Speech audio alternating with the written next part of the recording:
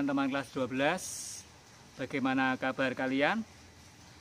Semoga kalian selalu sehat dan tetap semangat di dalam mengikuti PJJ di situasi saat ini. Teman-teman kelas 12, pada pertemuan sebelumnya saya sudah menjelaskan tentang sifat koligatif larutan non-elektrolit. Nah, tentu kalian masih ingat percobaan kelas 10. Percobaan untuk membedakan larutan elektrolit dan larutan non-elektrolit. Ya, dengan menggunakan alat uji elektrolit. Kalau pada larutan elektrolit itu gejalanya pada elektroda itu muncul gelembung gas. Kemudian lampu juga menyala. Menyala terang. Sementara kalau pada larutan non-elektrolit itu elektrodanya tidak ada gelembung dan lampu tentu saja tidak menyala. Nah, kali ini kita akan membahas sifat koligatif larutan elektrolit. Kenapa harus dibedakan ya antara elektrolit dengan non-elektrolit?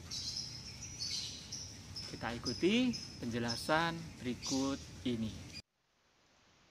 Pada pertemuan kali ini kita akan membahas sifat koligatif larutan elektrolit.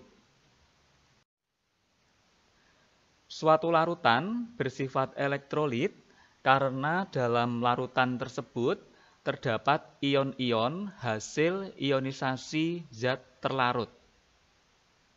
Ketika di kelas 10 kalian sudah mempelajari gejala-gejala larutan yang dapat mengantarkan arus listrik. Nah, suatu larutan dapat mengantarkan arus listrik itu jika kita uji dengan menggunakan alat uji elektrolit, maka di dalam elektroda itu akan timbul gelembung-gelembung gas, kemudian lampu bisa menyala terang, bisa menyala redup, atau bahkan tidak menyala. Kalau terdapat gelembung, kemudian lampunya menyala terang, maka larutan tersebut dikatakan larutan elektrolit kuat. Sedangkan jika terdapat gelembung, lampunya tidak menyala ataupun menyala tetapi redup, maka dapat dikategorikan ke dalam larutan elektrolit lemah. Kekuatan ionisasi suatu zat dinyatakan dengan derajat ionisasi atau kita berikan simbol alfa. Semakin banyak yang terionisasi, maka sifat elektrolitnya semakin kuat. Nah, harga alfa itu berkisar dari 0 sampai dengan 1. Kalau alfanya sama dengan 0, itu artinya termasuk larutan non-elektrolit. Sedangkan jika alfanya sama dengan 1, artinya termasuk elektrolit kuat. Perhatikan data percobaan berikut. Di sini ada 2 percobaan. Yang pertama gula, yang kedua adalah garam atau NaCl. Yang masing-masing konsentrasinya 1 molal. Sebagaimana yang kalian ketahui bahwa larutan gula itu termasuk larutan non-elektrolit, sedangkan garam termasuk larutan elektrolit. Nah, dengan konsentrasi yang sama, ternyata memberikan titik beku dan titik didih yang berbeda. Kalau kita lihat di sini, titik beku larutan garam itu lebih rendah daripada titik beku larutan gula. Sedangkan titik didih larutan garam itu lebih tinggi daripada titik didih larutan gula. Dari percobaan ini dapat kita simpulkan bahwa larutan garam atau larutan elektrolit pada umumnya memiliki titik beku yang lebih rendah dibandingkan titik beku larutan non-elektrolit. Sedangkan untuk titik didihnya, titik didih larutan elektrolit lebih tinggi daripada titik didih larutan non-elektrolit.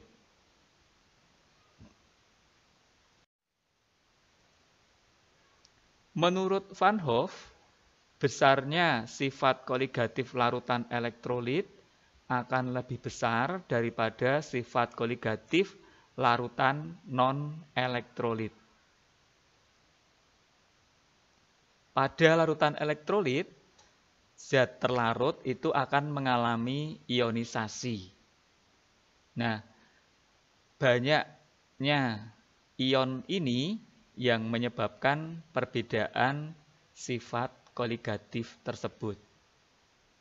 Maka, Van Hoff menemukan besaran pembeda sifat koligatif larutan non-elektrolit dengan larutan elektrolit itu dengan menyebutnya faktor Van Hoff atau diberi simbol I.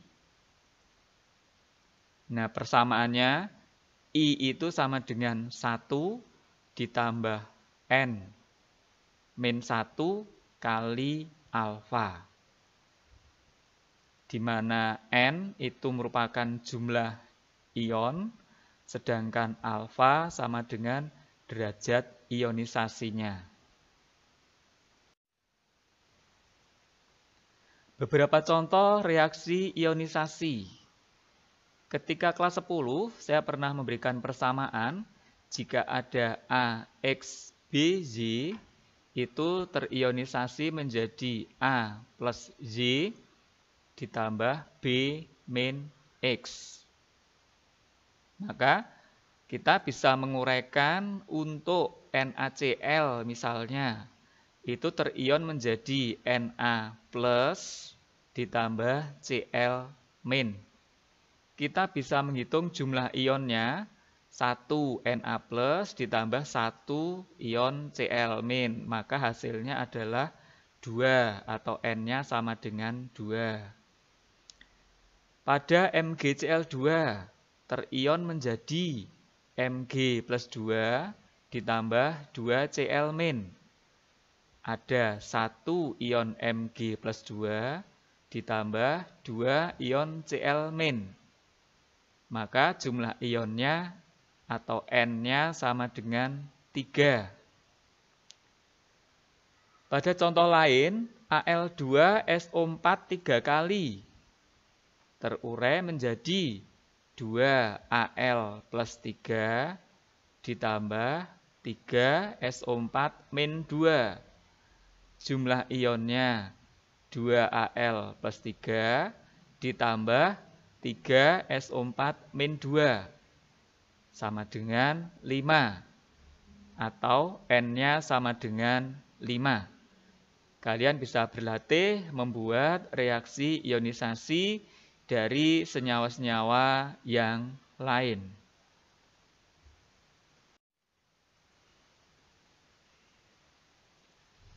Yang merupakan senyawa elektrolit itu 1 garam. Beberapa contoh garam di sini ada NaCl, KCl, MgCl2, Al2SO4 3 kali. Yang termasuk senyawa elektrolit yang kedua adalah asam, baik asam lemah maupun asam kuat. Misalnya HCl, HBr, H2SO4, HNO3, dan asam-asam yang lain. Dan yang merupakan senyawa elektrolit yang ketiga adalah basa. Contoh basa KOH, NaOH, CaOH 2 kali. Baik basa lemah maupun basa kuat itu termasuk senyawa elektrolit.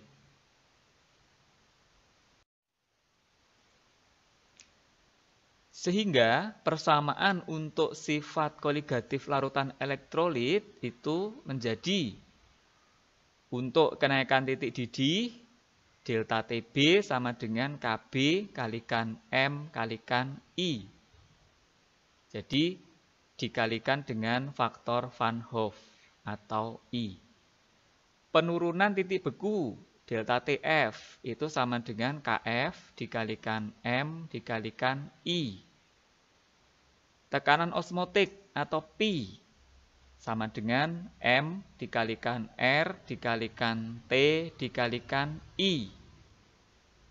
Sedangkan penurunan tekanan uap atau delta P sama dengan fraksi mol terlarut dikalikan P0 dikalikan I. Jadi pembedanya dengan sifat koligatif larutan non-elektrolit terletak pada faktor Van Hoff atau I-nya. Contoh 1. Sebanyak 5,85 gram garam dapur atau NaCl dilarutkan dalam 100 ml air dan terionisasi sempurna, alfa sama dengan 1. Diketahui KF air sama dengan 1,86 derajat Celcius per mol dan KB air sama dengan 0,52 derajat Celcius per mol. MR NaCl 58,5. Hitunglah titik didih larutan yang terbentuk dan hitung titik beku larutan yang terbentuk.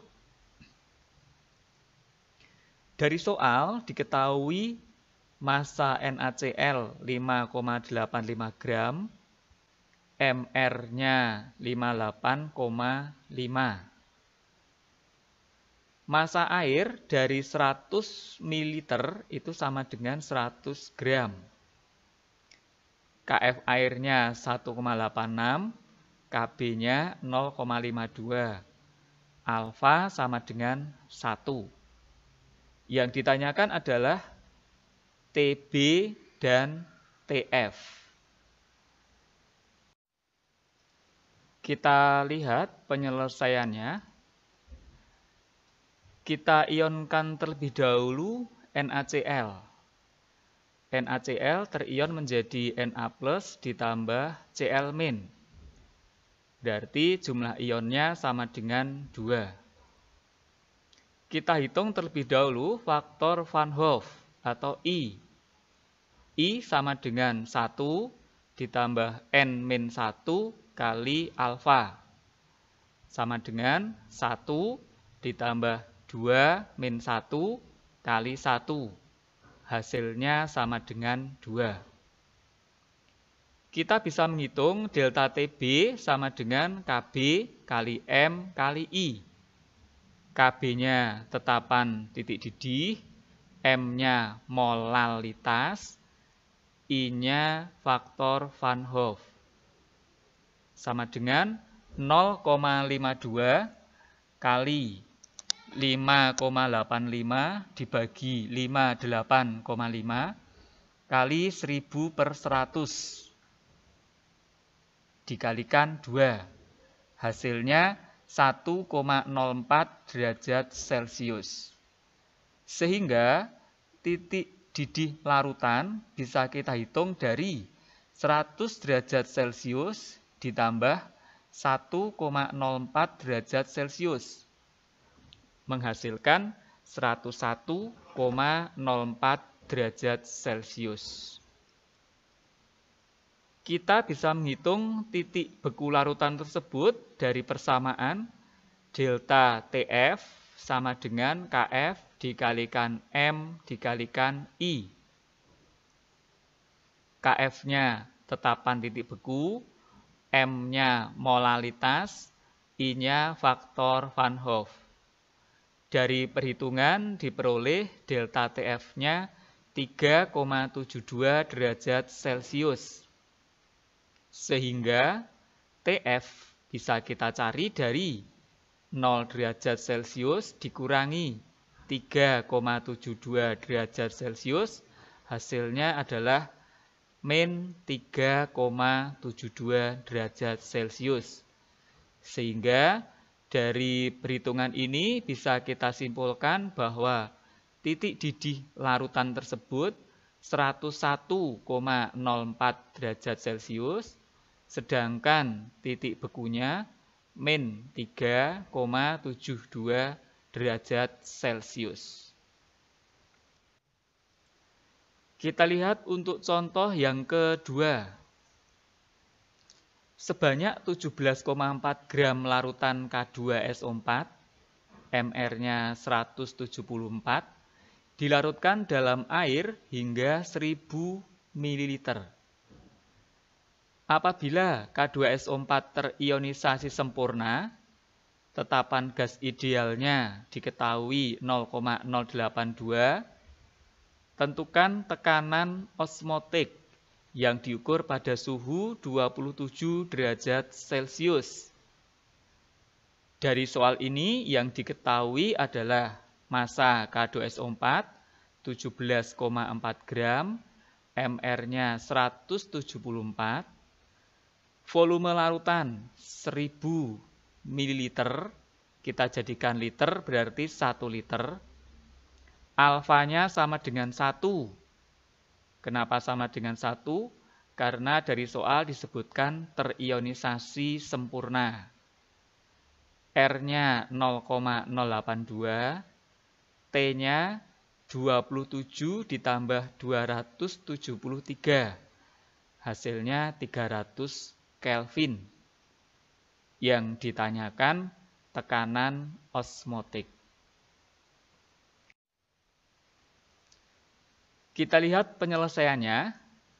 K2SO4 itu jika diionkan menjadi 2K+ ditambah SO4 min 2. Berarti jumlah ionnya sama dengan 3.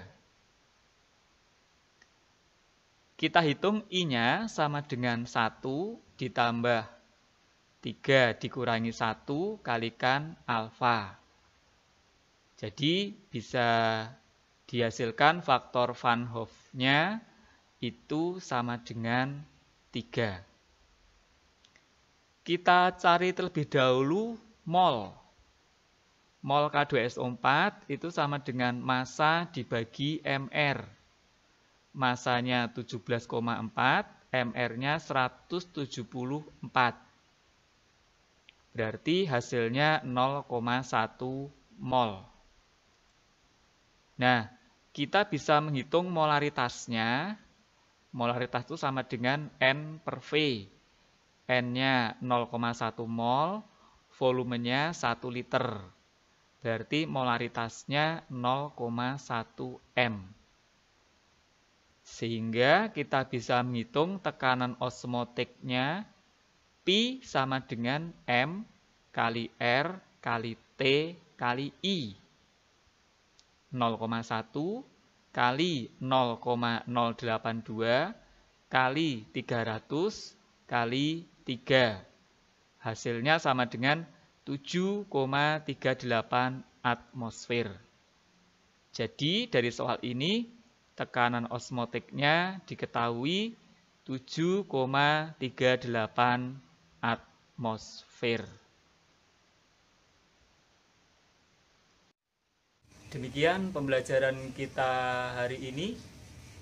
Kita telah mempelajari sifat koligatif larutan elektrolit. Jadi, yang membedakan sifat koligatif larutan non-elektrolit dengan sifat koligatif larutan elektrolit itu adalah adanya ion.